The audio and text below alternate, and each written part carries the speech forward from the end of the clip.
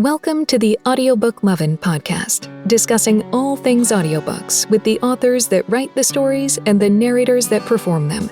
Brought to you by Viviana, Enchantress of Books.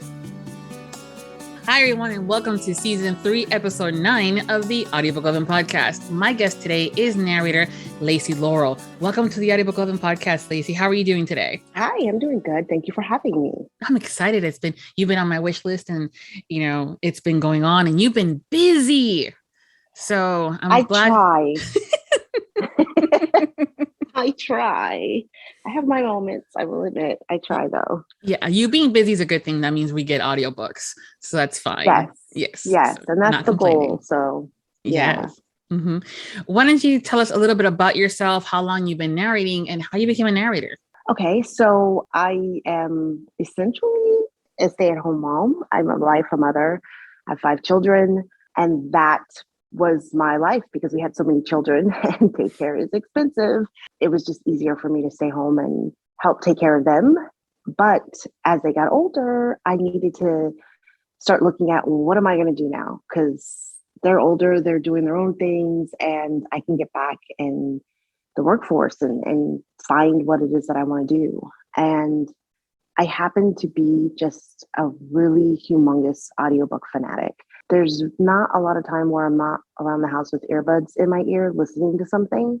And I love it. It makes it so much easier to devour books. And so it just kind of naturally melded that I would try it out and see how it went. And once I started narrating, I just loved it. And I never looked back. I've been doing it for 7 years now. Wow. That's a long time. And at the same time, it is. And then it isn't, because I feel like it's not been that long, but I have to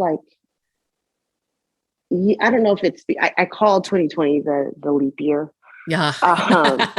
And so I have to think, it's 2020 minus, and I'm like, no, we're 2 years after time has kept going. Yeah. So it's flown by, especially the last 3 years have gone really fast. Mm-hmm. But it is a big chunk of time. It's been a big chunk of my life. My youngest kids, they don't remember before I was narrator. And that's odd for me because my oldest son clearly remembers when all I did was him. He's all, you're busy all the time now. And I'm like, well, that's what happens. But my youngest kids, they don't ever remember. I mean, they were 2, a little bit younger than 2. So for them, it's always been mommy's work at home. Mommy reads books for a living. Be quiet so that mommy can get her work done. They've never really not had that. And that's a huge, for them to not have that experience at all, anything, not know anything other than that, it shows me how long it's been and how much of my life I've given to it. Yeah, no, I mean, it's seems like even more so because even the audiobooks have been around for like forever, it seems. I mean, I remember books on tape from years ago and even on, vinyl and stuff like that. It just seems like it's been very popular the past 5 years, more or less, depending on when you want to start looking at it, Yeah. So you kind of got into it right at the time where things are starting to hit it off. Yeah, I did. And and I think that's what made it easier for me, not coming from a performing background, to be able to get in and work so much and so consistently. If I had have come in like last year, the year before, it would be a little bit more difficult being newer to performance, professionally performing. So for me, it was just, I always say to my kids, if it's meant for you, it will be for you. And for me, it was just meant for me because I got in at the right time and it allowed me to grow and really hone my craft and get better and still be able to work and not have, the competition now, it's a lot.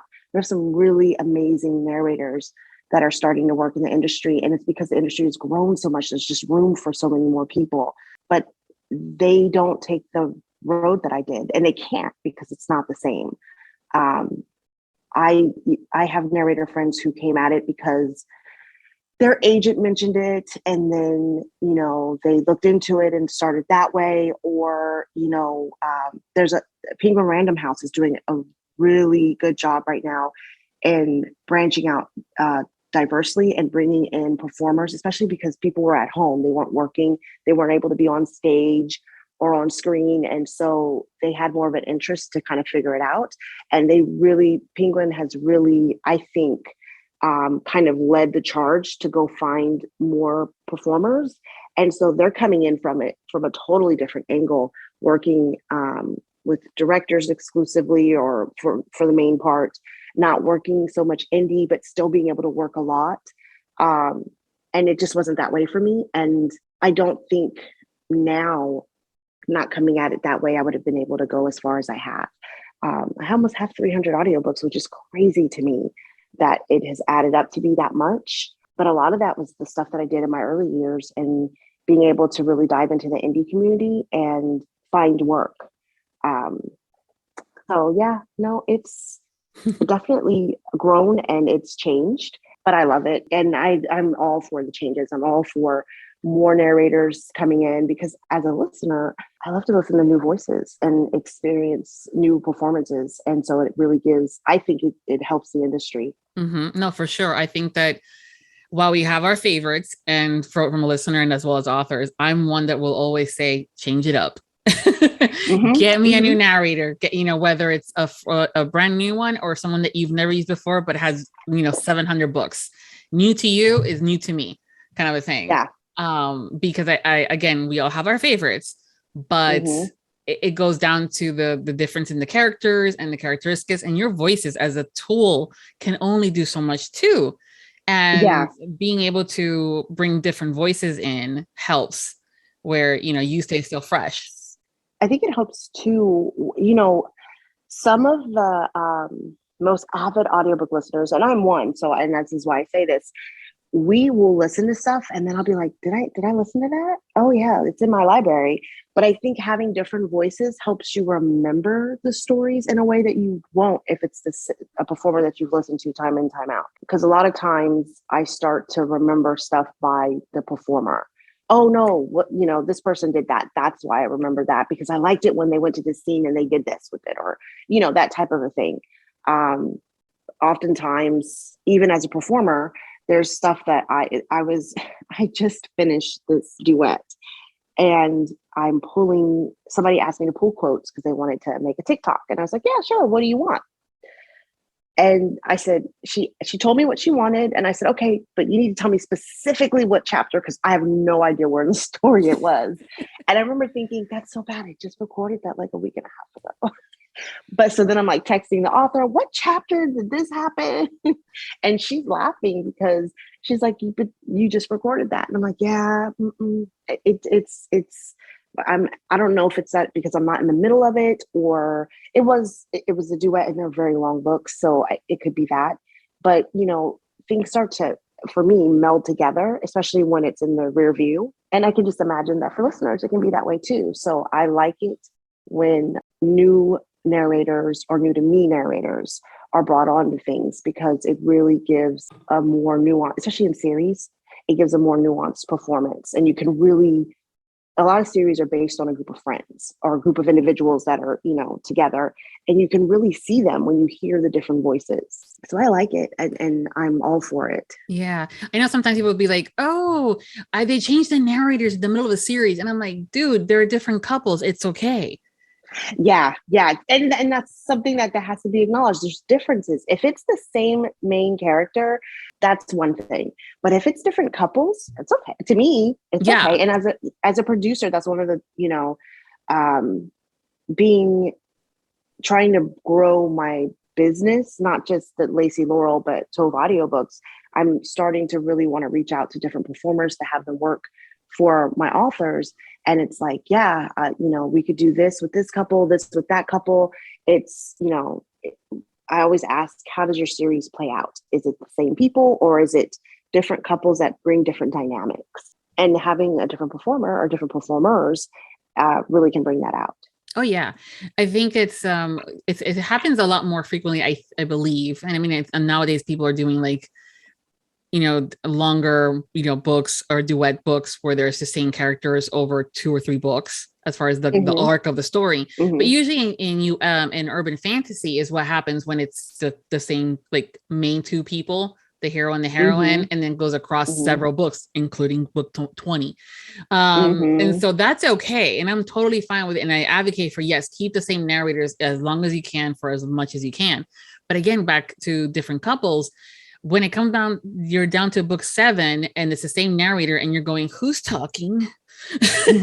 Especially when those friends, like you were saying, from book 3 or 4 are also in that conversation because they're having dinner. And I'm like, I don't remember what, goodness gracious. And so I'm glad that's coming to be a bit more of acceptance. And also that from a production perspective, it's being considered and looked at. Yeah, it's definitely one of the first things that I talk to my authors about is, one of the first questions. Now, are you looking to use Lacy, or are you looking to make an audiobook with anybody? And then what does your series look like? And are you willing to consider, this and that? I find it makes it more exciting for me, because I'm getting to really place, it's like chess, you're placing pieces in certain areas for, to get this product casting to look a certain way. Yeah, casting is so much fun. Scheduling is not, but casting is. But casting is. Yeah. As a girl that has done both, I can tell you scheduling not so good. But casting is very fun. Yeah. That's awesome. Tell us a little bit more about your production company for those that don't know that you were producing. Okay, so I have Tove Audiobooks, and it started because I came up through, I call myself an ACX girl, because that's where I started auditioning and getting the bulk of my work in the indie world. A lot of authors go through ACX, and that's growing now, but 5-7 years ago, it was, ACX was the place to be. But the way that ACX is set up, and it's still set up to this day, if you have a dual POV, where it's different point of views that are telling the story, they don't set it up to where multiple people can accept one contract. So what they want is one person to get picked and they produce the audiobook. And it used to be 7 years ago, you did guy voices. I mean, I still have a client today where I do the male chapters. But as things have changed, dual, where it's a guy performing the male point of view, chapters, a female performing the female point of view chapters, it becomes more of a production. There's a lot more things that have to be handled. And I started Tove Audiobooks to do those things because I was always taking point. I was always working with, give me your files. Let's get them proofed. Let's get them edited and mastered and make sure that they sound cohesive with my files. And it just kind of naturally branched out like that. I call myself a boutique audiobook production company because I purposely keep it small and I don't go out and try to do a lot. I'm dabbling into publishing, but it's really it's just me. I'm the only one that's doing everything. So I can only do so much. And I kind of like it that way as of right now. So mainly Tove Audiobooks is going to be almost all dual and duet narration stuff. It's going to be multiple performers. Occasionally, I did a series. I produced a series for an author, and it was Sean Cresden was the narrator. That's who she wanted to use, and it was just all male point of view. So I helped her and produced that. But usually, it's going to be my dual. And I don't know if I've created a word or if somebody's created a word yet, but I've been known to do MFM, where it's 2 males and a female, and they each have point of views throughout the whole story. I love doing those as well. And I think that's because I get to cast more than one person, or, it's getting different characters, their side of the story, their time in the spotlight. I love doing those. And Tove Audiobooks does all of those, takes control of all of those for me. Fun. It's a lot of work. It can be, yeah. It can be. Yeah. But I'm lucky because I love what I do. So the time that I spend doing it is enjoyable. That I know tons of people who would prefer not to do what they do for a living. And as an adult, you don't really have a choice. So I feel very blessed that I found something that I can do from home. I can, still take care of my family and be there when they need it, but then still get to have a career and be able to work and love it. and not really be like, oh, I don't want to go to work today. I did that for years and I never want to have to go back to that. So that's one of the things that drives me, is to be able to create a product that I love and enjoy doing it. Mm-hmm. That is definitely something that I've tried to share with the younger individuals as far as adulting goes, is that if you can get a job that you love and that you're happy with, and every day, granted, it doesn't matter, you're gonna have moments and days where you want to throw something against the wall. There's good and bad with everything, but it's different when you really have a passion for it versus a mundane day-to-day, pick up, go do this and stuff like that. So it's definitely it's just different. It's a different vibe. So that's awesome that you like it. It's important.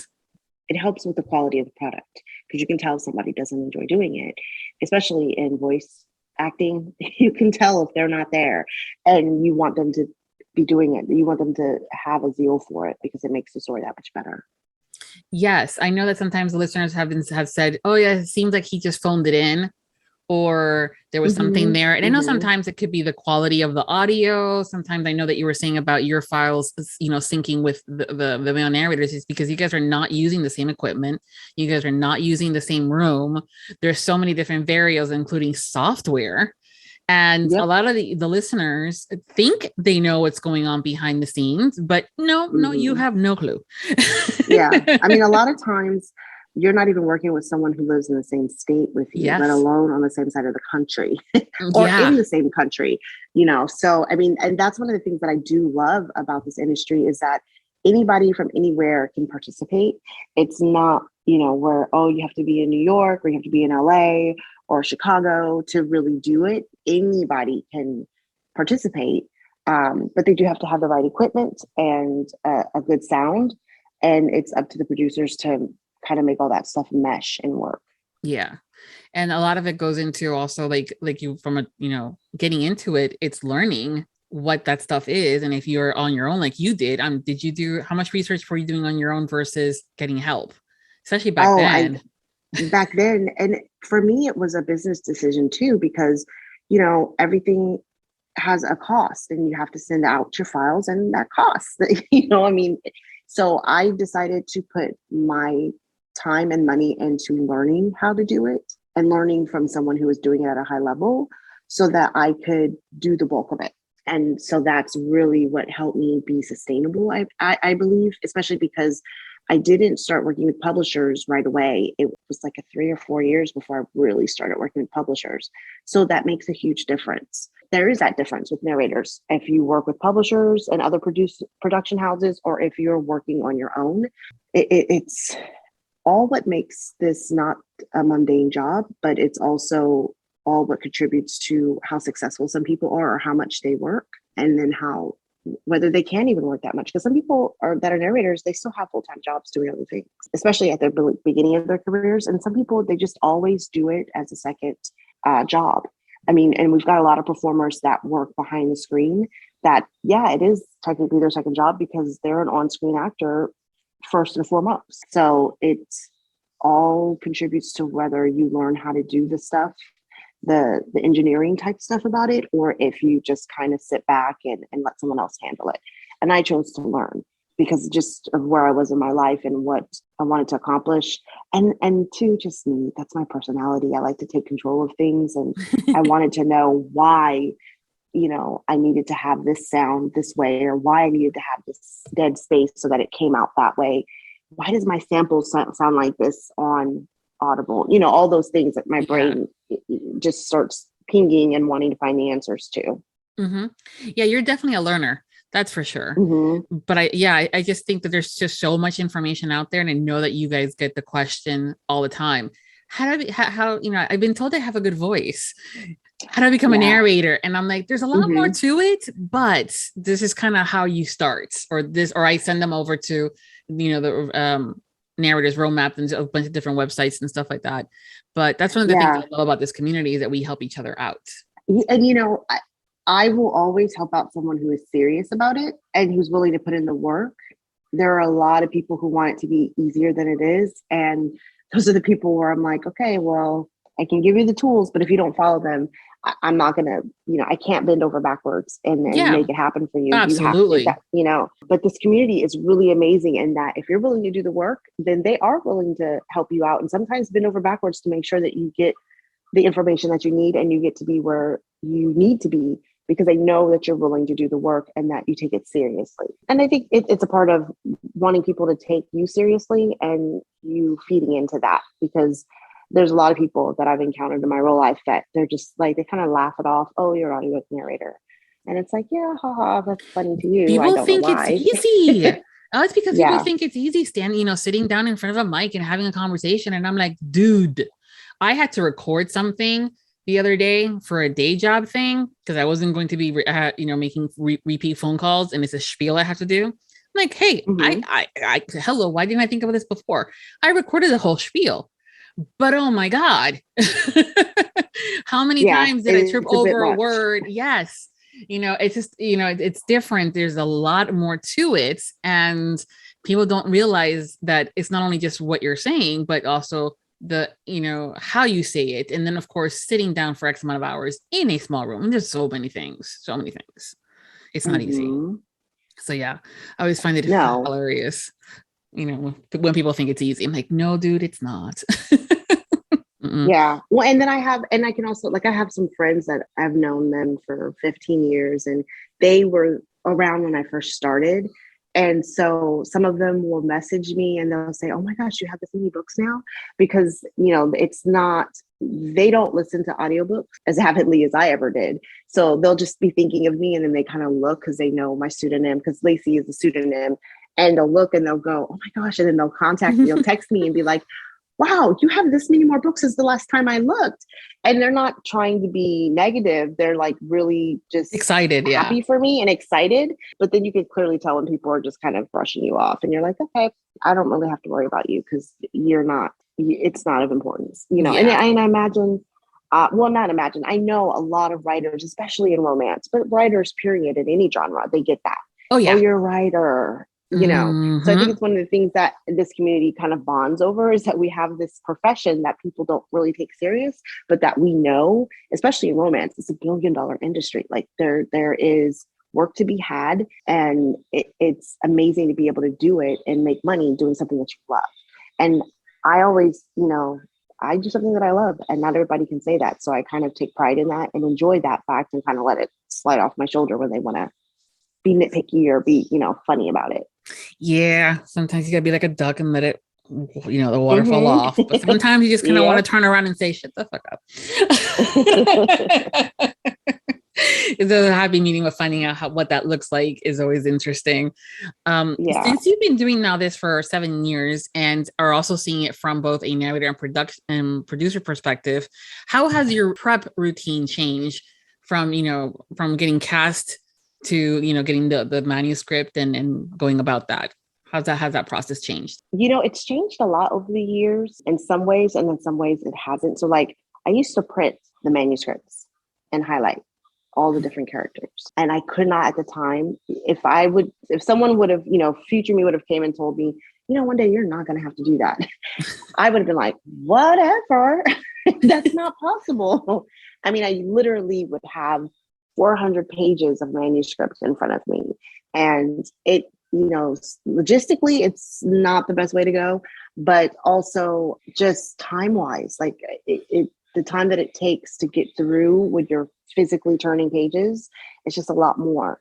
But that was just the way that I process. Now I went from that to working with the iPad to working on my screen that I record, or my computer screen that I record with, to not needing to highlight. I do always read the book ahead of time. And sometimes I'll read certain parts over a couple of times because I really want to understand what's going on in the scene. And if I find that I'm reading it and I'm not really understanding where everyone, just for instance, if it's got multiple characters and I don't even know where everyone's standing in relation to each other, I'll kind of keep reading it until I do, because I feel like you can't really voice that and not know and expect other people to be able to pick it up by the story you're telling or the way that you're telling the story. I find that I work more on those things in prep than I do knowing every single line or remembering every way the story turns. I also find myself working really hard now, more so on voices as far as distinction. And it doesn't have to be a different voice. It could be just the way that the speed or cadence of a character, not just the tone, that can make them sound different and have a distinction compared to other people. Before, when I first started, my prep really was just about understanding the story and understanding and remembering these are all the things that happen. And now it's more diving into understanding the characters individually and why they may sound the way that they do and why they may react the way that they do. So it's definitely, my prep has definitely changed in that respect, but I still read everything through, sometimes 2 times. It just depends on what the story is about. If there's an element of mystery or suspense to it, I will definitely read it a couple times because there's always something that you miss. Just like in a movie, when you go back and you go, oh, I didn't see it. Look, he's over there doing that. Or, I didn't see that thing that's right there. I try to want to notice those things as much as possible so that I can bring them out in my retelling. But yeah, I mean, it's changed, but then it's still, I still prep. I still find that it's very important to prep because it really affects the way that what you're saying is taken. And that can affect the way that someone understands or enjoys the story. If you are telling a mystery very lighthearted and joke-like, and it's not supposed to be, chances are people are not going to enjoy your rendition of it. And then they may not understand that it's not the book, it's the narrator, or vice versa. Sometimes it's not the narrator, it's the book. That's why I think prep really helps, because you can kind of meld everything together to make it an enjoyable experience. In talking about the characters and getting to know them, but also, not getting too deep into the details as far as the story itself, but how do you go about selecting how they're going to sound, especially when there's so many different characters? So the first thing I do is kind of a very generic in my mind. The heroine, unless the author has specifically told me, or I see it very clearly in the first chapter where it describes their voice, the heroine always sounds more like me as possible. That way, as they're reacting to things and things are happening, I don't have to stretch too far out of my comfortable vocal area to be able to give that side of the performance. Then I almost always start with like the best friend being very high pitched and bubbly. And I think that's just because in romance, the best friends are either going to be really bubbly or very sarcastic. And so I always start off with bubbly until I get those clues or cues that say, oh, no, this one has spice. And I always do someone who's kind of sassy, a little bit of a lower register. And then it kind of just grows from there based on what happens to them in the story. Is it a deeper story? Meaning, am I dealing with someone who has trauma? Their friends have had some kind of trauma that happened during the story, those kind of things. And that's why reading the book ahead of time really helps, because I start off in like a hot spot or sweet spot of knowing, okay, this person's going to be me, this person's going to be high pitched and bubbly. But as you read, you find out that there's a need to change. I had a book that I did where the best friend, I did the high bubbly, but then really when thinking about it at the end of the book, I was like, you know what, that's not her. And I went back and I changed it. I had to change all of her scenes. And I had read the book several times, but it just didn't click. And I actually was talking Wesley Siobhan. She was helping me one day with this book, and she was just like, yeah, but doesn't she sound like a little bit more sarcastic or grounded than what the way you're playing her? And we kind of tried it out a couple of times. Mm-hmm. And I was like, yeah, nope, that's right. You're right. That's it. And so then I went back and redid all those. So I kind of try to leave it open so that I can make those changes. But that's one of the reasons why prep for me is important, because I don't want to stick with a decision that is just not really going to work, because you never know. I work a lot of romance, and series pop up that are never intended. So you never know when that person has to come back, Mm-hmm. But for the main part, the heroine, just because I want to make it a comfortable recording experience for me, she's almost always my voice, my regular, I don't try to really change anything. I try to make her and me the same in that respect. But everybody else, and then even for like the males, the hero always has a certain, I think it's more smooth, but I don't know how other people take it. I try to make him as smooth and suave as possible, unless the book says he's not, then I change it up. But the best friend for him is always kind of like a dumb jock. Like it's just this, what I equate with, what's that one movie series? It'll come to me. It's a series I used to watch when I was a kid, and I should never have been watching it. But I had a lot of time by myself as a kid, and I would watch things on HBO that were just not age appropriate. But it was just the way that the male friends were portrayed, always this, bigger than life, strong jock type. And I always give the guy, the best friend for the males, that voice until the story tells me otherwise. And then I kind of tweak it accordingly. But a lot of times a good author will give me those clues, and I don't have to make those choices. It'll just come, especially on a story that's very nuanced or that has a lot going on. That's not just a simple rom-com or, I enjoy those stories too, but I really enjoy stories where it's got a lot of depth. It's got a lot of twists and turns. There's more to it than the guy and the girl and their love story. There's other aspects to it that affect them as well as the other characters in the story as a whole. Mm-hmm. No, for sure. What about accents? Because we love them as listeners. I'm sure you do as well. I know. As a listener, I love it. But as a performer, oh no. I think I have grown in that as a performer, and I specifically study so that I never take on an accent, even for a small side character, that I don't go over with someone who knows how to do that accent first. I had a series that with Nana Malone and Karen Ryan, and I knew I had got that book like a year before, and so I started studying ahead of time because I don't want to be offensive. I don't want to make it a caricature of an accent. And that's where I struggle with it, is that I don't want it to sound like a caricature. I don't want it to sound like a cartoon. And so I work at it to try to make it, flush it out as much as I can. As a listener, I love all the things about accents. I love, I was watching, somebody was doing a live reading and they were doing a Scottish accent. And I was just enthralled. And like, even with like my movies that I watch, Braveheart, my husband loves watching Braveheart. And I'll sit there and I'm like, wow, he really did that for the whole movie. Oh my gosh. Like, and I try to break down what it is that he's doing to make the different sound, what it is he's doing to make him, not sound as American as he is. And even like, what's the new Spider-Man, Tom Hardy? Yes. Is that his name?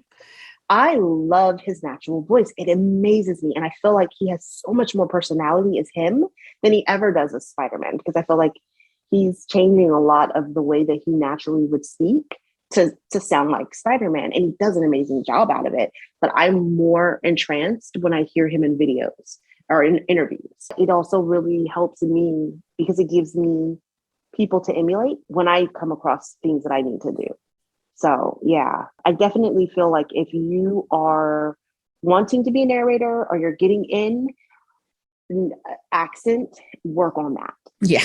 Make that a priority, because the work will come if you can do it well. And because there's tons of romances that are just from everywhere, and they want their characters to sound like what they're supposed to sound like. It's no longer, when I started, you could do a whole novel based in London and not do one accent, and it was just fine. It really wasn't, but it was, there was a limited pool that they were pulling from. And now it's like, no, they can go and get somebody from London who can do it very well. I'm in the beginning stages of casting for an author, and it's a series, and 2 of the men have a British accent. But even the differences between them, one is more, I can't even tell you the right words. He comes from royalty. Mm-hmm. He's close to that world. So he has a very proper British posh sound. Yeah, posh. She's a very proper posh sound. The other character is very not that, totally opposite. Very highly educated, but he did not come from a posh area. So when she was describing like who she wanted to find, and I was like, oh, okay, so this is like the difference in someone who is a New Yorker, who maybe has a really heavy accent from one of the boroughs, but went to school and knows how to kind of squash it when they need to, but still can speak when they're at home, like they're at home. And then someone who grew up in one of the, went to boarding school his whole life and it has a very monotone, neutral American sound. So I was like putting it together like that in my head, but trying to do it on British terms. And it's important, and it's important to her, and we're able to do it now. Whereas before, it would have been, you get what you get. And she recorded one where she recorded it. She had someone record it, and I guess his sample sounded really good, but he couldn't maintain it the whole book. Yes, because so that's different. It. Yep. Mm-hmm. So she chose to squash it, and she paid him and then never put it out. And so now she's thinking about putting it out. And she was telling me, you're giving me so many choices that I just didn't have 5 years ago. Oh, yeah. And she was getting really excited about it because just the fact that there are those choices. Mm-hmm. And for me as a producer, Clubhouse was the thing that really allowed me to meet more people and get more options, because a lot of people from the voiceover world are starting to get into narration and figure out if they want to do that or not. But it's people from all around the world. So you get all these different choices. And it's like when I tell my son when we're cooking, we're making a salsa or what seasonings do you want to put in it? What vegetables, what kind of pepper do you want to get it into it? All of that affects the end product. And so you can specialize and put all those things to give you what it is that you want, the flavor it is that you want for the end product. Mm-hmm. It's the same with casting now when it comes to accents. We have so much more leeway. Yeah. But, starting from when I did and still wanting to actually narrate, it's just something that I have to work at to kind of keep up, but also to be as authentic as possible, because that to me is important. I mean, I understand that a lot of times I'm not narrating a real life story, but these characters are real to people who devour these books. They're real to the author who have created these worlds. And so I want to pay homage to that as much as possible. Mm-hmm. No, yeah. I mean, it's important to recognize, because we also live in a world that's so global. It used to be that if you did a Southern accent and that book was set in Texas, maybe a handful of people outside of Texas would hear it and not know the difference of what, someone from North Carolina Southern accent sounds like versus Atlanta versus Texas. And even, all the other states that we have in between, and even within the states, there's just a lot of different nuances, especially, and this is inclusive of the Spanish language and all the other ones that are out there. There's but people are listening to it. So there's going to be someone from that place that's from the book or closer by, and be like, we don't sound like that. I'm going, yep, shit. And, I think too, it also helps me to really stress the performance side as well as the accents, because there are books that I have that are my favorite and I will re-listen every year. And they sound nothing like what they should, but the performance was so good that I felt what I needed to feel. They were giving me the feelings that I needed to evoke for those scenes or that story, that all is forgiven. So it's something that I always work on and I really stress, but it's also, you can have the accent, but you still have to have the performing chops, because otherwise you're not going to be able to bring emotion out in the person who's listening. And in the sphere that I work in, romance, that is very much so needed, whether it's a sweet romance or a spicy or taboo. You want to make people feel something, and that comes with the performance. So, but definitely an accent is something that will up that performance so much. Like I want to listen to the Outlander series. I've never done it. And a part of it is because it's so lengthy and chunky. I already know that it'll be something that I'll listen to some of it and then I'll kind of put it aside to listen to something else and come back. But the fandom is so huge and so specific to what it is that they like and don't like about the TV show and the audiobooks. So I get nervous wanting to dive into that, but I already know, I believe her name is Viviana Porter. Yep. A lot of people have said that the performance is just on par. It doesn't matter about anything else. Just listen to what she's saying and how she's saying it. Not that I've heard anybody say anything about her accent or anything like that, but it's just an example to me of something that's so nuanced in one way, but it's really not. You really have to take the performance and go from there. Mm-hmm. Well, you want to make the listener feel, as you were saying before, and that's something too that a friend of mine and I were talking about it at the very beginning, is even with some of the newer narrators where we can forgive one or two little things here and there because they're still learning and growing. But if they make us feel that whatever that scene is, we're like, you're forgiven. You know, I got you. I understood what you meant.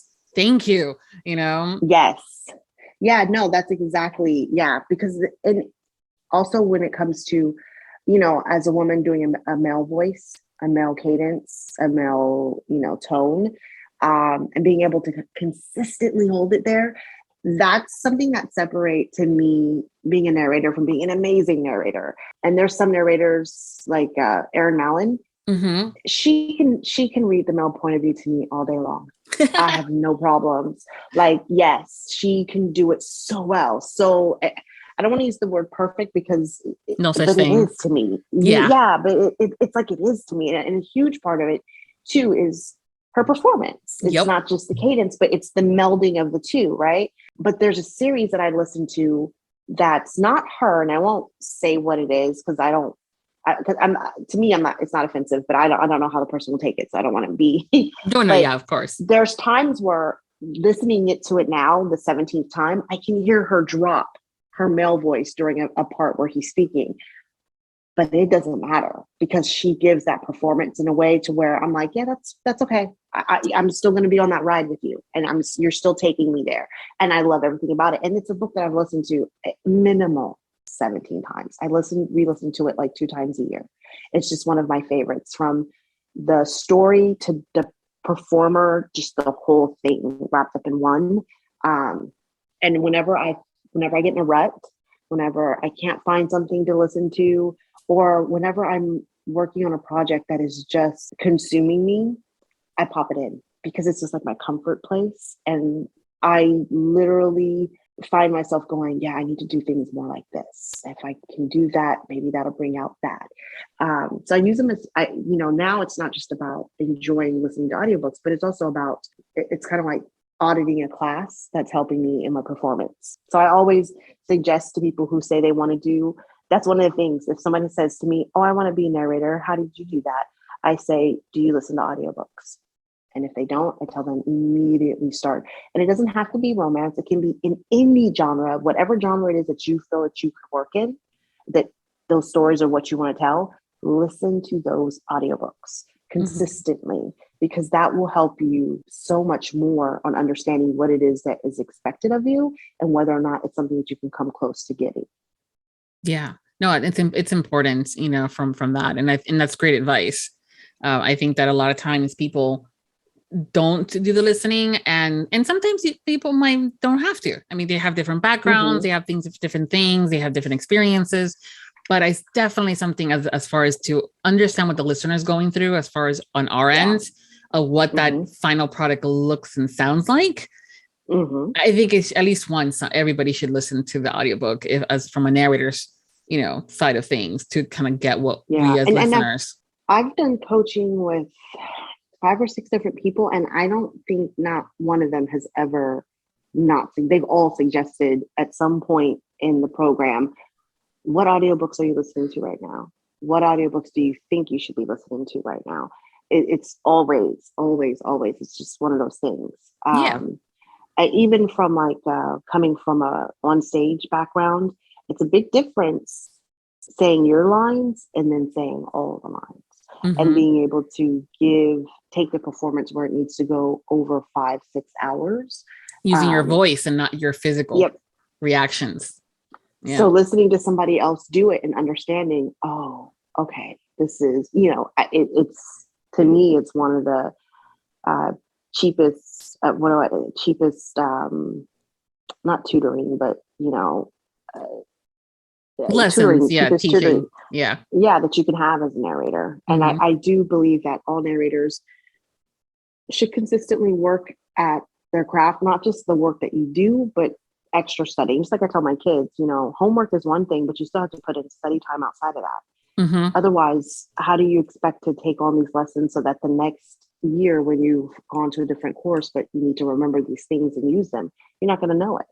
Mhm. So it's the same concept for me with narration. Yeah. What genre have you yet to narrate in that you'd like to? I think I think I've done something in fantasy, but not a lot, and I would really love to do more in that. Um, I love a good world build, and I love a good adventure.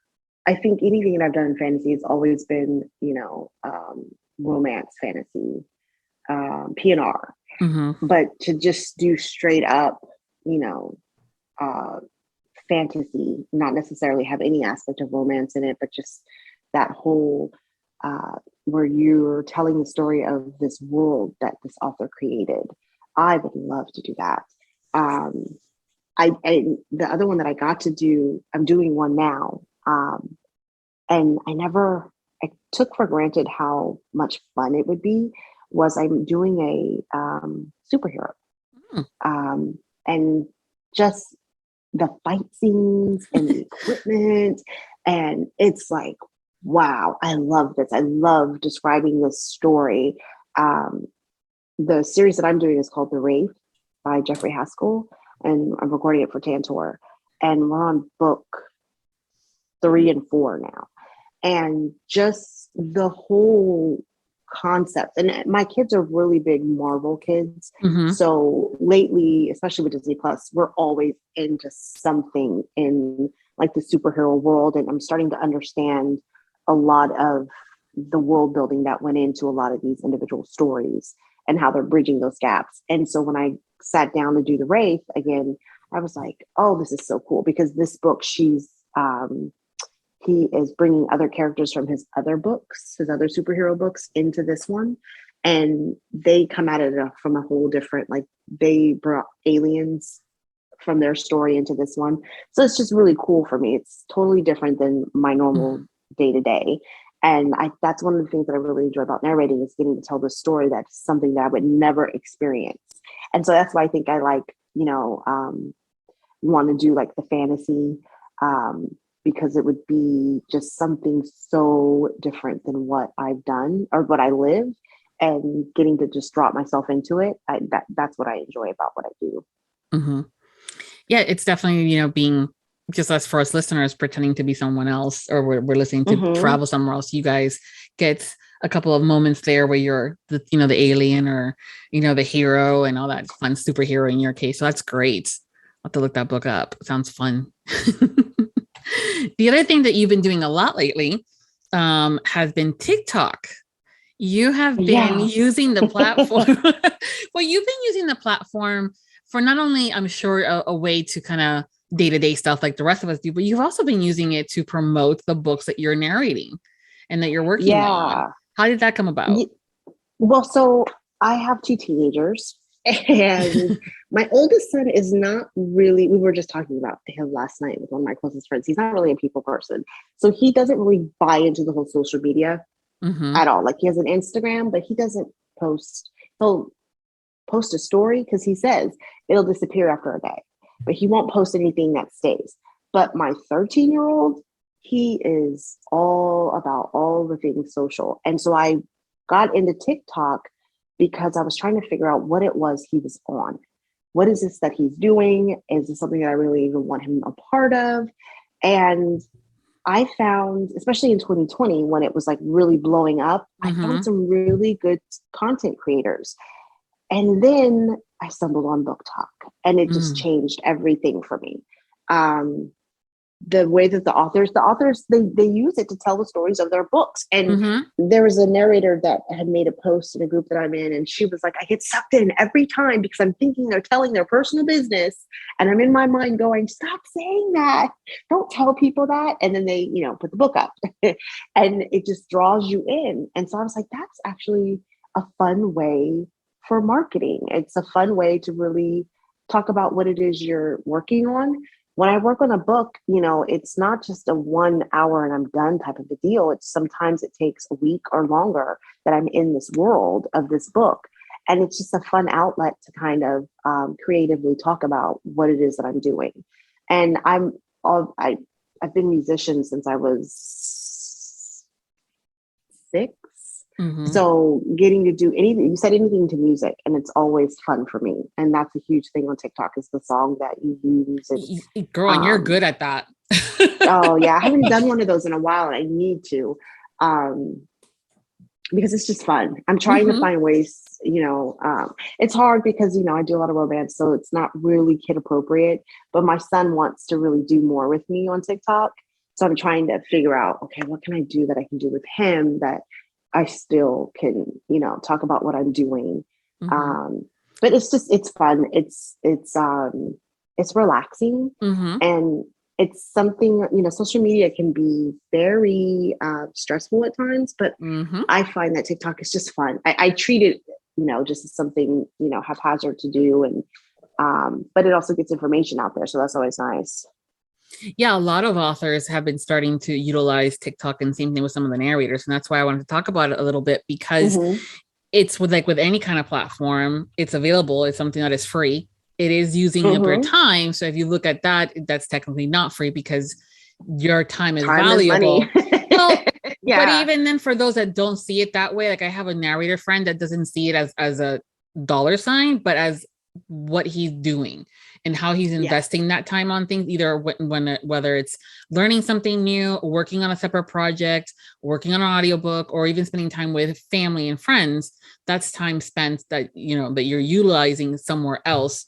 And so you have to make sure that it counts. But and that's so true. It is so true. And one of the things that a lot of people will tell you to be, because a huge part of TikTok to be successful is that you have people that are following you. Otherwise, you're creating this content and nobody's seeing it, right? Right. But one of the things that it was very clear from the beginning that I had to make the decision on was how serious I was going to be about getting that following. Because they're like, you have to post 2-3 times a day and want, and all the time that it takes to create all those ideas and do all the things. For a half a second, I started jumping on that. And then I was just like, I just can't, and I'm not going to, and I'm going to leave this as something fun, because otherwise, it's just not going to be the same for me. So I don't post as much as I used to, and I know I don't post as much as I should to keep up with the algorithms. But I find that, if I post something that's fun for me, to me, that's more authentic than anything else. And I can always use it on Instagram or, use it in one of my authors groups if I need to, or if they want to. So I use it as an outlet. I try to. But it is, there's authors that have hit #1 in Kindle, and it's because their TikTok following really gets the word out there about their work. And I find that so refreshing because people were really getting to a point where things were stagnant for them marketing wise. Yeah. And as a narrator, you think, oh, why is that important to you? You're not the author. You're not really selling it. You're just, a lot of narrators just do it and then they get paid and they're done. Right. And that's fine. But I also think of it as if they're not getting reimbursed for what they're paying you for, they will not be making audio again. So anything that you can do to kind of help or just, to open their eyes to things that they can do, that to me gives you more chances of being able to create more and more audiobooks. And to me, that's a part of the goal of what I do, because, audiobook making is not cheap. It's not inexpensive. I guess it can be, but it's not. So you want people to be able to step into it. It's an investment that they're making, and you want them to enjoy the whole process. And if you can find something fun that you're doing on TikTok that you can bring their book into and they would enjoy, it's a plus, a win-win. Yeah. I think that's definitely like, people will always say about old school and stuff like that. I always call it like old guard, new guard when it comes down to the narrators. And it used to be old guard where you just recorded and you're done. You got paid, like you said, and you're done. But nowadays, for the narrators to be standing out as much, for the authors, and to have to be able and willing to pay that or more, it's like, what else are you bringing to the table besides a smooth voice? And part of that is you're following on social media, and how are you promoting that book? Because I will definitely hire someone and cast someone that has a great voice and does a great performance. But then if I have to look at two of like that, I'm like, my next thing after all that is, what do they do for marketing? What's their reach? What is their reach? Yeah. And that is how I cast at the end. It's it's a business, and it's all a part of the business. I try, and I think because right before COVID hit, it was just this, I was in this rut as far as knowing what it is that I wanted to be able to give my clients and do as far as my reach and extending it, but enjoying that time that I was spending doing that. And TikTok was just one of those things that just made it fun for me. And it made it worthwhile. Like you were saying, you have a friend that it's not always just about money, time is money. But it's also, are you enjoying the things that you're doing when you're doing them? Yeah. I think I don't do New Year's resolutions so much because I'm really big on gradually making things a part of your routine, and those being the things that stay with you for years, rather than trying to make an immediate change and thinking you're realistically going to be able to hold it up. But one of the things that I'm consciously trying to make a part of my routine is to only do things that I enjoy. Whether it be the book that I take on, or the activities that I have my kids in, or the meals that I cook. I wanted it to be things that I enjoy, because life is it's short. And so much can happen to change things in a blink of an eye. If I can look back and figure out, I enjoyed the time that I spent doing this or that, to me, that's more meaningful.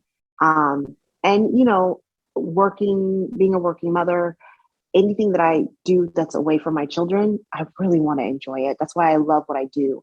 And if I don't enjoy it, then I really don't want to be doing it. And I'm in a position where I can make that decision. And I do recognize not everybody else can do that. And that it's a blessing, but it's something that I feel like I have to uphold. And then as people come into being narrators and they ask me, well, why would you do this? Or why do you do that? And I can explain that to them, and hopefully they will have an easier time of it in the beginning than I did, because I can give them that thought, like, hey, I understand you're trying to build, but also don't take on too many things that you don't enjoy, because in the end, it just kind of crushes your creativity. Yep. And that was a thing too. I did this program, and I can't even think of the name of it, where it was essentially trying to have, as a performer, you tap into your creative side. And TikTok totally did that for me. And I remember when I started the program, it's like you do this reading and you do this journaling. The Artist's Way, I think it's The Artist's Way is what I think it's called. And I remember pushing against the idea of finding different things to be creative with. I was like, why do I need to do that? Why is that important? And in the end, it's important because it brings you a freshness to your performance. And that was when I discovered, I could do this with TikTok. That's really me getting to play a little bit, but it's also getting me to play with the work that I'm doing. And it's a win-win. But I remember pushing back so hard on that idea, but I was like, if I can find something that I'm actually enjoying to do, that's what my goal is. So why not do it? Yeah. So aside from doing TikToks, when even though that's technically work, not so much work, depending on the day, when you're not working, what do you like to do for fun? When you're not working, it's not even about, it's just getting the kids, now that the world is opening up, it's getting them to where they need to be.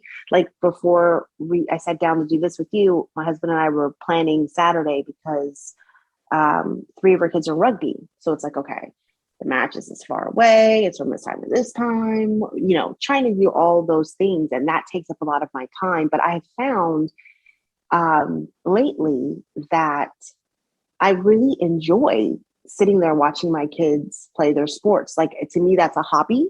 And I find ways to I try not to be the teen mom too much because it's a bit much. But that is one of the, during football season, I'm the snack bar person. And that is my hobby. Like I find ways, well, what can we cook and what can we do that? And it really makes me feel like I'm doing something with my children because I do make them help. I don't just say, oh, I'm going to do this for you. Like my son, I made him work it with me so that it was something that we did together. But I really did recently find an actual hobby that was just more about me. There's a store, I don't know if it's nationwide or not, but it's called Color Me Mine. And I know they have other stores, other places where you're painting clay, like clay pots or piggy banks or whatever. Yep. I did that with my daughter, and I ended up getting one for myself. And it is the most cathartic thing to just sit there and plan out what I'm going to do, how I'm going to paint this. And literally, I'm usually very sensitive to sounds. And so like when we're doing stuff, my husband likes to have music playing because he always likes to have music going on. And I'm usually like, turn it down. I can't concentrate, but I can literally zone out with all the noise around me and just sit there for hours and paint. And prior to discovering this, I would have looked at you like you were crazy if you told me I would do anything with painting, because I'm not a very artistic person in that way. Drawing and painting. No, nay. But I just love doing this. I kind of keep it simple. I just choose 6 or 7 colors, but I will spend time and get engrossed in it. And I'm kind of glad that I found that, because it just gives me a minute to be in the same room with them, not always away prepping something or, diving into work, but I'm able to interact with them. And then they always con me into letting them help. And I say that because my kids are 9. They're not the most strategic about their choices with painting, but I'm trying to, I told myself, this is a good way of me working to be more patient. Let them mess it up. And then the time that they spent doing something, with me is way more valuable than creating the memory of why. I mean, trust me, as they get older and they look back on it now, I've looked into some of my stuff and my brother's stuff when we were their age that my mom kept, and I'm going, A, I can't believe she kept this, and B, it was like, I cannot believe that this is something that we did with our hands, whether it's one thing or another, or that we thought it was good. But it's that remembrance of where were you, what was playing, who was in the room with you. It's those things that count the most. Who was around, there's a lot of times where I'll remember lessons from school because I remember the project that we did along with it. And I think it's the same. I hope it's the same for them. And my kids are at that age where they do a lot of art projects still in school. So they will bring home some things and I'm like, oh, that's nice. And they're like, can we put this? No, that does not go anywhere on my wall. But then occasionally they'll bring some stuff and my husband and I are like blown away. You did, like, in 6th grade, they do at their school, they do Egyptian masks. Every 6th grader does it. All the teachers come together. The parents have to pay like a fee for the materials and they do it. And when my oldest son did it, he is like me. We're not drawing anything. We're not coloring anything. It's not happening. But he brought that home. And I looked at him like, you did this? And he was like, yeah, Mom, it turned out good. And we still have it in our little cubby area to this day. When my other son did it, we still have it for him. My daughter will be in 6th grade next year. So I'm like chomping at the bit, ready for her to get to do it. Make sure that you keep the stuff together. Otherwise, when they get older, they're like, why did she keep yours and not mine? Yeah, why did she keep this one? Yeah. Oh, we get that now already. They're already. But, it just, I found that even though it may not be something that I would think to do, but like just that whole process, I have been enjoying it over the years via them. And so it isn't as surprising as I thought it would be that I would sit there and love to do the Color Me Mine. And I don't do it at the place. I do the take home kits. I like to bring it home. I I don't like to go out in public, especially now. Yeah. But I mean, I'll go and get in and pick up my paints and have my own little membership. So they let me come in and out and do grab what I need. But I'll sit there and do it for hours. And I will pop in an audiobook and just really enjoy my night. Like that is it's my thing. It's a self-care. And I think that's the other thing too, that even if the kids want to help and it's great that you let them and things like that, sometimes you need that a little bit of alone time. Mm-hmm. To just this is mommy's project. Yes. That's what I tell them. And, I'm like, I'll get you one next time, but this is for me, but I was surprised because people always ask, well, what do you do for a hobby? And I'm like, I watch my kids play sports. I take them, here and there, or I'll help organize, the fundraising. I really do enjoy that stuff. Especially I'm lucky that we have a bunch of programs that my kids are involved in where the parents really do get together and fundraise a lot so that the kids get to do that much more without it being such a money suck from the parents and the family. So I always try to really give my time. For instance, my 13-year-old he's going to start traveling and competing again in karate, and it can be expensive.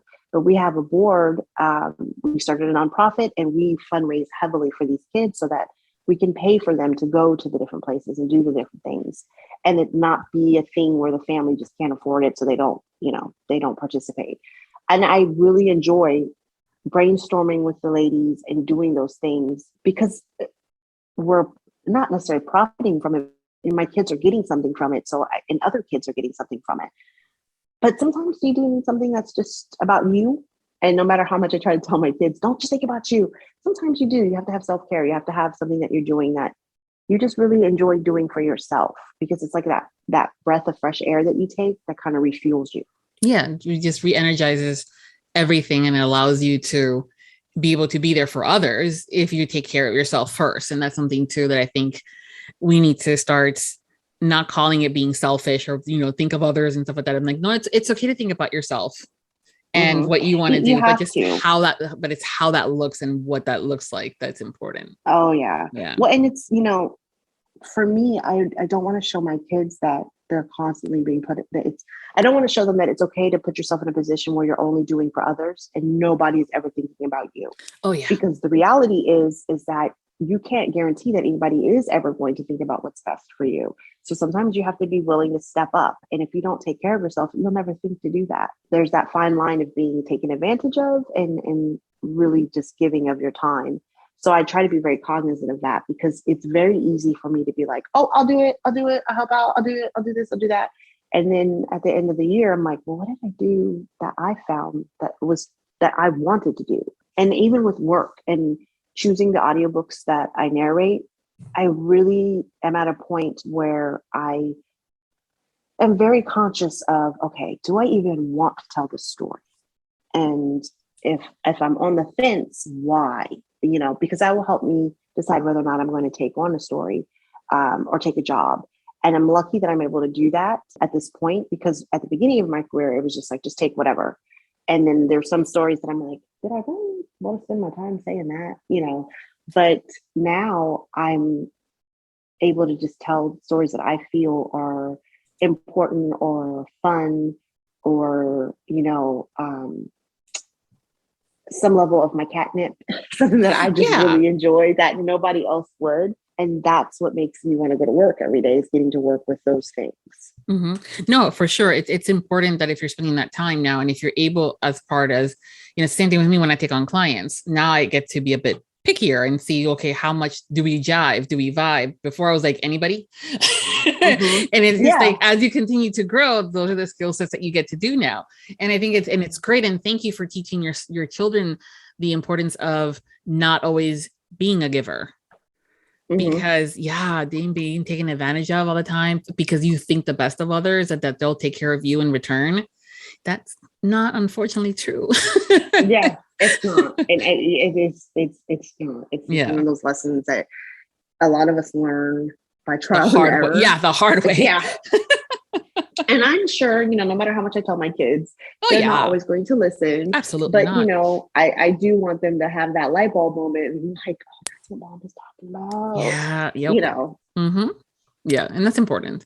So thank you again for teaching your kids that. What is your favorite word? Perseverance. Mm-hmm. What's your favorite curse? Mm-hmm. Sorry. My favorite curse? No, your favorite curse word. Yeah, my favorite curse word? Mm-hmm. Oh, there are so many. Let me think of the one that I say the most. I have a child now. I do. When the kids were little, I tried really hard to rein it in because I didn't want to be that parent where, the teacher's like, your kids over here saying that because they say what they hear.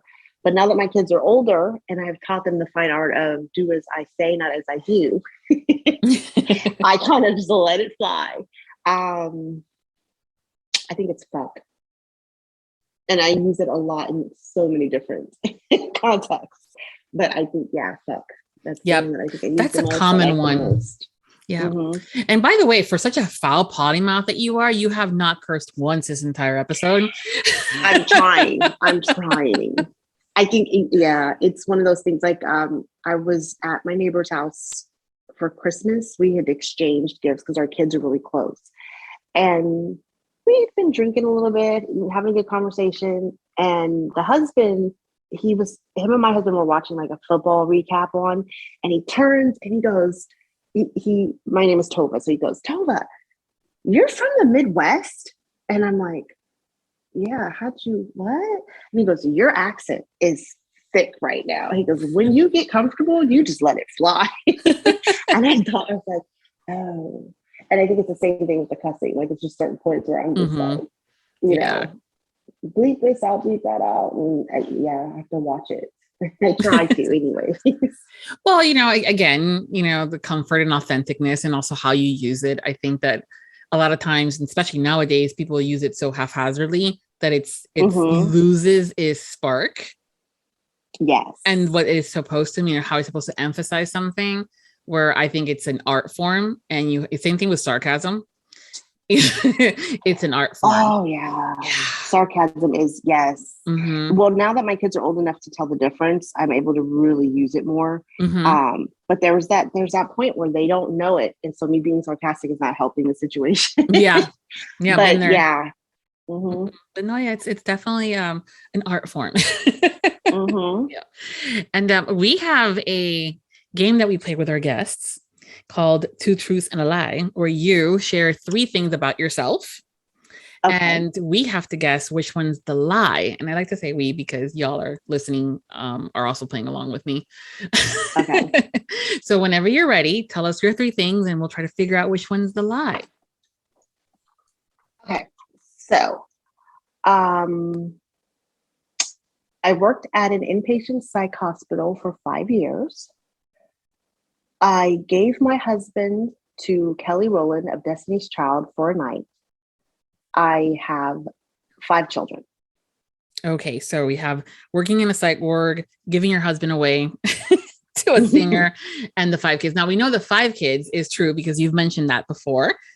Mm-hmm. Mm-hmm. Now let's see. How likely is it giving away the husband? Depends on the day, right? Yep. I want to say that, so the 5 kids is the truth. The inpatient working at a psych is also a truth. And then giving your husband away is a lie. That is correct. But I will say this. Okay. It's a partial lie. Oh. Because I tried to give him away. She wasn't having it. We were at a Destiny's Child concert. This is before we were married. That's one of my favorite groups. Mm-hmm. And we were at a concert in Reno. And there was a point where they asked for men to come up on the stage because there's a song that they kind of essentially give it's a lap dance. And so we were sitting like 5th row from the stage. So I jumped up and was raising my hand and pointing at him. And I swear, and he swears, she pointed at him to come up. So I was like, yes, go. You will never, ever have my permission to get a lap dance from anybody else. But the guy that was right behind us, he jumped over and ran up the stairs before my husband could blink. And we were like, oh, okay, I guess you wanted it that bad. Yeah, well, you worked for it. I tried, but it didn't really work. Yeah. Mm-hmm. Well, it makes for a really good story. Yeah. No, it was an amazing night. It's a really fun story, and yeah. Well, that was a good one. It was a fun one. Thank you. Before we go, can you tell us what you're currently working on and what's coming up next that you can share? Okay, so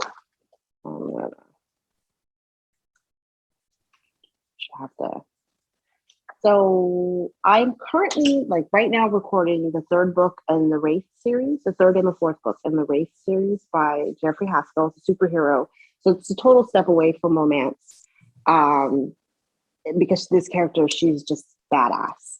She is taken over by a supernatural entity, kind of like a vampire entity. So she's kind of immortal, to a certain, she's immortal until she gives this entity up. And she has to kill people to maintain her power. Oh, wow. When she chooses to use it to kill people who have done bad. So she takes like cartels and people. Right now, the main hook is closing down a sex trafficking ring. And so she's very specific about the people that she kills being really the worst of the worst in society. But it powers her and it gives her all these superpowers to do all these cool things. And then I just wrapped up the Bittersweet Duet series by QB Taylor. It's QB Tyler, not Taylor. There's no A. Sorry. That's one of the things about this business is I read, and the way that I say a word, it's not necessarily the way that it is. And that series, oh my gosh, it's a chunky, it's like 22 hours of audio, but it's such a good story. She writes such a good love story. It's a little bit taboo because you think that it's like a cheating book, but it's so not. There's so much more to the story than, the few boxes that you check off when you say, oh, does it have this and that? And the first book I narrate pretty much, it's all on my own. And then the second book I get to work with Alexander Neal, and he is an amazing narrator that I love working with. I've done a couple of books with him, and he's just fun to work with because we get on FaceTime and kind of talk up things before we actually get started. We text to kind of just run things by each other consistently. And so it's refreshing getting to work with someone who is really interested in making the choices for the story with you and then carrying it through. And then I think after the Wraith, I'm going to be jumping into, tomorrow I'm recording a duet narration by Kenya Wright, and I've done a couple of them. They're called the Filthy Rich Alphas. They're all interracial romance, all very, they're romances, but they're erotica based, but the stories are all very spicy, but with a dose of reality and things that are real world issues that we have going on kind of thrown in there. So it just makes it a more interesting, well-rounded story.